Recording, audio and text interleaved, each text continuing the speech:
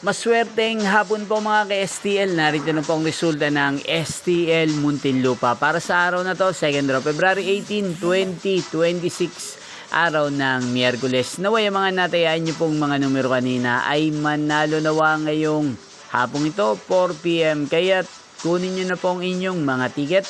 Narito na po ang resulta, ang mga numerong nanalo sa STL Muntinlupa ngayong hapong ito, February 18, 2026, 4 PM, 2nd draw result, 36 at 27 in exact order.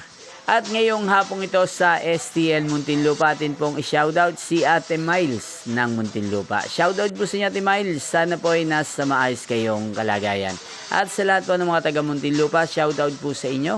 Muli nyo pong mapapanood ang resulta ng STL Muntinlupa para sa 3rd draw mamayang 9 PM dito po sa channel na to. Thank you for watching.